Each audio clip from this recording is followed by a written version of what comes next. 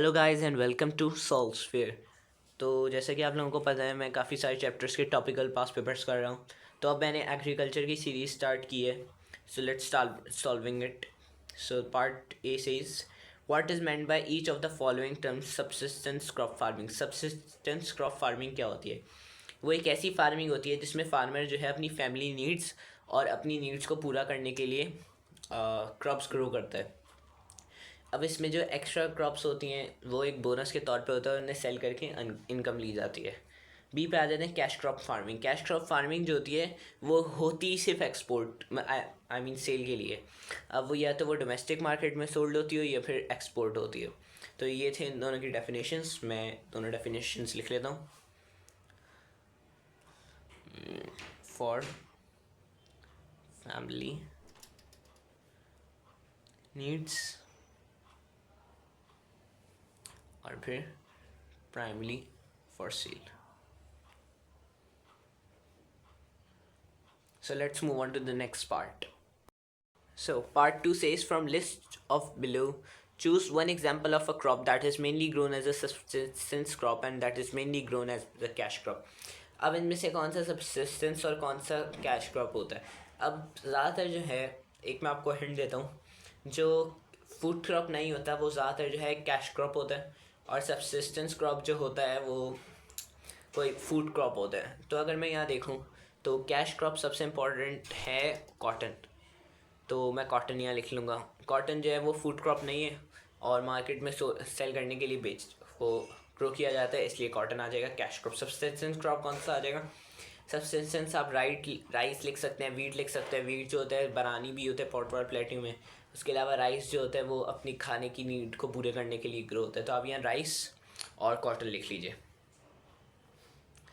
मैं यहाँ लिख लेता हूँ। तो जैसा कि आप ये देख सकते हैं मैं लिख चुका हूँ। So let's move on to the next part. What are advantages and disadvantages of high yield varieties of crops. अब ये कौन से होते हैं? अब आपने एक टर्म पढ़ी होगी जब आप एग्रीकल्चर का चैप्टर पढ़ रहे होंगे, HYVs। ये वो होते हैं हाई यील्डिंग वेराइटीज़। अब ये एक मॉडर्न मेथड ऑफ एग्रीकल्चर है और ये डिफरेंट कलर के डिफरेंट टाइप के होते हैं सीड्स के। एक होते हैं आपके देसी सीड्स, एक होते हैं HYVs जो हैं वो मॉडर्न टेक्नोलॉजी है, जबकि देसी सीड्स पहले यूज़ हुआ करते थे।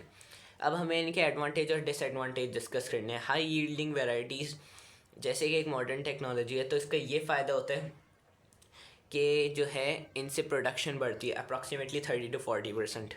उसके अलावा इनका एक और फ़ायदा ये होता है कि ड्रॉट रेजिस्टेंट होते हैं, यानी कि ये कम हार्श क्लाइमेटिक कंडीशंस में भी ग्रो सकते हैं। उसके अलावा इनका एक और फ़ायदा ये होता है कि आप लिख सकते हैं कि जो है ये पेस्ट रेजिस्टेंट होते हैं। पेस्ट रेजिस्टेंट का मतलब कि ये पेस्ट से फाइट करते हैं, इतनी जल्दी पेस्ट का शिकार नहीं होते। अब आ जाते हैं डिसएडवांटेजेस क्या हैं? सबसे पहले जो है ये सॉइल को पूरी तरह एग्जॉस्ट कर देते हैं। अब सॉइल को एग्जॉस्ट करते हैं मतलब इतने ज़्यादा न्यूट्रिएंट्स कंज्यूम करते हैं। अब इतने ज़्यादा न्यूट्रिएंट्स कंज्यूम होंगे तो ऑब्वियसली आप ये भी लिख सकते हो इसकी वजह से सॉइल इरोजन होती है। तो ये सब पॉइंट्स आप लिख सकते हो।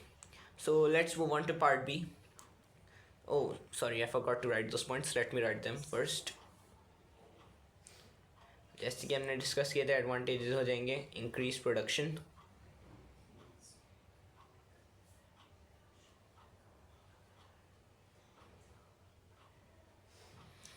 Second one is drought resistant,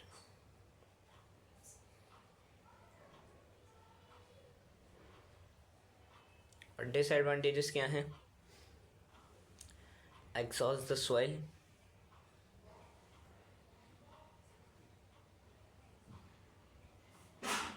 उसके अलावा cause soil erosion।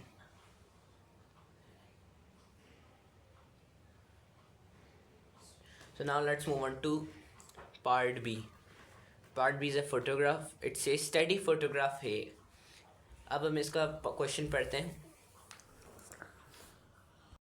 अब ये दोनों क्वेश्चंस जो हैं वो फोटोग्राफ वाले हैं, तो हम इन्हें पहले दोनों को एक साथ रीड कर लेते हैं, फिर एक साथ पिक्चर को देखते हुए सॉल्व कर लेंगे।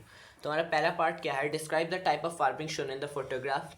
जो फार्मिंग की टाइप है फोटोग्राफ में हमें उसको डिस्कस करना है। और पार्ट 2 है how is the keeping of buffalo different from type of farming in photograph A. अब वो पूछ रहे हैं कि अगर वो एक बफेलो को रख रहा है तो उस उसकी प्रैक्टिसेस और यहाँ पे जो इस तरह की फार्मिंग हो रही है उसकी प्रैक्टिसेस में क्या फ़र्क है। तो हम अब दोनों पे काम करते हैं। Let's move to the photograph.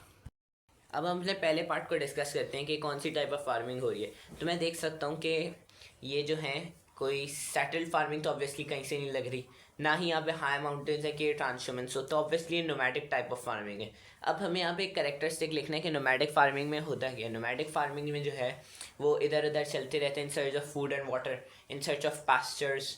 उसके अलावा जो है इसमें अगर ये मिल्क और मीट जो प्रोवाइड करता है शीप्स और गोट्स, उनको यूज़ करते हैं। अब आ जाते हैं अपने पार्ट 2 पे कि बफेलोज़ की जो रखते हैं उस वो कैसे डिफरेंट होती है इस फार्मिंग से। अब बफेलोज़ आपको याद रखना है कि बफेलोज़ जो हैं वो नोमैटिक फार्मिंग में नहीं हो सकती, क्योंकि जो है एक तो वो बहुत ज़्यादा ट्रैवल नहीं करती, उसके अलावा जो है वो रेस्ट करना ज़्यादा पसंद करती हैं। और अगर वो अगर वो इतना ज़्यादा ट्रैवल करेंगे, उन्हें नोमैडिक वे में वो किया जाएगा, तो उनकी हेल्थ कंडीशंस इतनी अच्छी नहीं होंगी।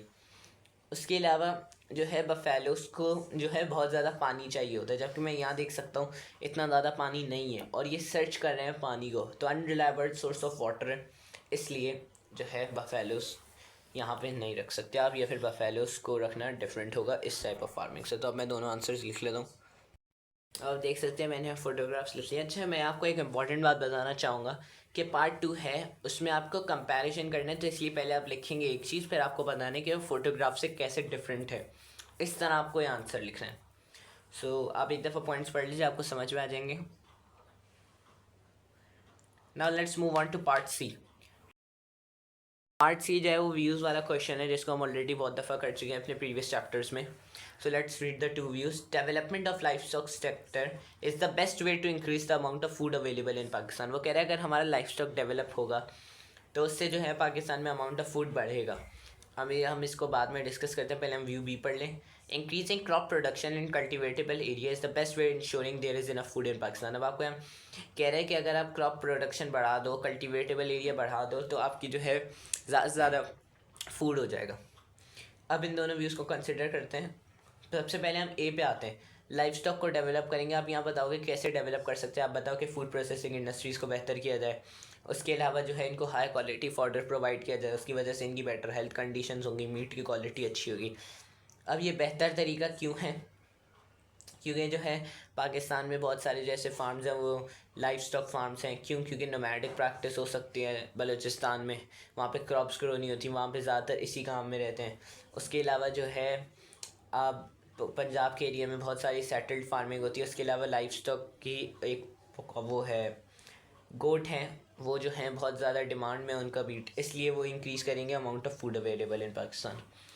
अब इसका एक वो क्या है डिसएडवांटेज। अब डिसएडवांटेज ये है कि जो हमारे जो ज़्यादातर सेल करते हैं वो स्मॉल स्केल पे करते हैं इस, और उनकी इतनी एफिशिएंट मार्केटिंग नहीं होती, उसकी वजह से जो है उनके प्रॉफिट्स इतने ज़्यादा नहीं हो पाते, और प्रॉफिट्स इतने ज़्यादा नहीं हो पाते तो उसकी वजह से वो दोबारा री इन्वेस्ट नहीं कर पाते, इस वजह से उनकी क्वालिटी ख़राब होती रहती है, और इसलिए एक रिलायबल तरीका नहीं है। अब हम आ जाते हैं बी पे।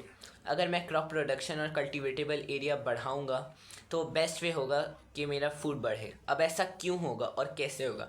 इस तरह होगा कि आप जो है भाई HYVs यूज़ करें, आप मॉडर्न ट्रैक्टर्स यूज़ करें। अब प्रोडक्शन अगर मेरी इंक्रीज़ होगी तो ऑब्वियसली मैं ज़्यादा से ज़्यादा फूड क्रॉप्स अगर ग्रो करूँ तो ज़्यादा से ज़्यादा जो है मुझे फूड मिलेगा। जैसे अगर मैं वीट को ग्रो करूँ ज़्यादा तो मुझे ऑब्वियसली ज़्यादा फूड फॉर वीट की सप्लाईज मिलेंगी। तो ये सब आप लिख सकते हैं। अब डिसएडवांटेजेस ये हैं कि जो है ज़्यादातर जो हैं वो स्मॉल फार्म्स हैं, उन पर मशीनरी यूज़ नहीं हो सकती है, फिर ज़्यादातर सब्सिस्टेंस पे फार्मिंग होती है और उसके लिए उनके पास इतने पैसे नहीं होते कि वो जो हैं ये सब मॉडर्न मशीन्स वगैरह ख़रीदें। फिर फाइनली आप एक कंक्लूजन लिख देंगे, किसी एक से अग्री कर देंगे, दोबारा एक मेथड बता देंगे, हमने प्रीवियसली डिस्कस कर चुके हैं काफ़ी डिटेल में। तो इस तरह क्वेश्चन सॉल्व हो जाएगा। मैं अब लिख लेता हूँ सारी चीज़ें, पॉइंट्स लिख लेता हूँ, तो आपको और बेहतर समझ में आ जाएगा। Just wait, let me write दोस।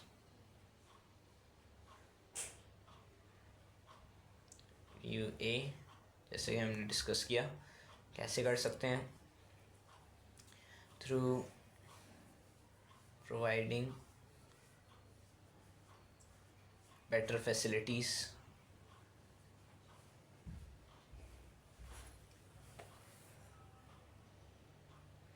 और डिसएडवांटेज जैसे कि हमने डिस्कस किया कि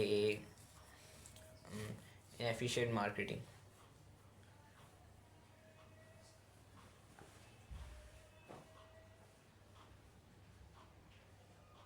सिंपली आप यहाँ पे कोई भी एक लाइफ स्टॉक का प्रॉब्लम लिख सकते हैं और फिर व्यू बी पे आ जाते हैं। क्रॉप प्रोडक्शन कैसे कर सकते हैं, तो HYVs और more food, more crops, more food. और डिसएडवांटेज जैसे कि हमने डिस्कस किया, लैक ऑफ कैपिटल। और फाइनली फिर आप एक किसी से अग्री कर देंगे और अपना कंक्लूजन लिख देंगे, किसी आप किसको सपोर्ट करते हैं, ए को सपोर्ट करते हैं फिर बी को सपोर्ट करते हैं। तो इस तरह हमारा सवाल हो जाएगा। I hope you understand this question. So आपकी राइट साइड पे और लेफ्ट साइड पे 2 वीडियोस नज़र आ रही होंगी, अगर आप उनको क्लिक करेंगे तो आप उसमें भी मैंने ज्योग्राफी कुछ क्वेश्चन सॉल्व किए हुए हैं और मेरी इनफैक्ट एक पूरी प्लेलिस्ट है ज्योग्राफी क्वेश्चंस की, जिससे आपको और बेहतर समझ में आ जाएगा। So if you like this video, kindly subscribe to our channel and thank you very much.